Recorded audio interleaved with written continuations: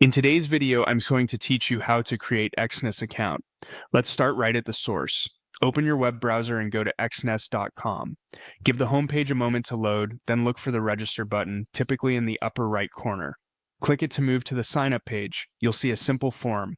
First, type in your email address. Use an email you regularly check so you don't miss important notifications.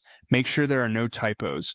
A small mistake here can block access later. Next, create a strong password. Aim for a mix of upper and lowercase letters, numbers, and symbols.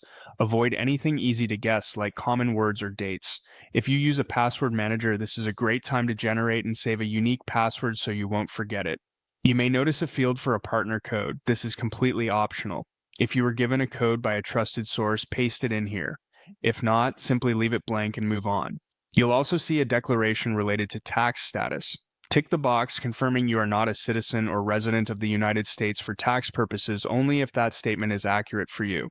This is a compliance requirement, so make sure the information you provide is truthful.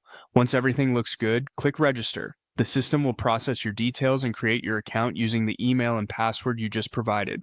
If any on-screen prompts appear, like a quick verification or a CAPTCHA, follow them as instructed. Alternatively, you can create your account using a connected service. On the same sign-up page, look for the option that says you can create an account with other providers. Click on Google to continue with your Google credentials. A window will open listing your Google accounts. Choose the account you want to use by clicking on it. Review any permissions if prompted, then click Continue.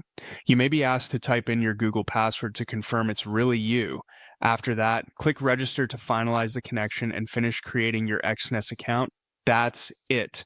You've now seen both ways to set up an account, directly with your email and password, or seamlessly through Google. If you encounter any minor variations in the interface, just follow the on-screen guidance. Layouts can change slightly over time. Once you're in, you can explore your dashboard and adjust settings to your preference. Thanks for watching, and I hope this walkthrough made getting started quick and straightforward.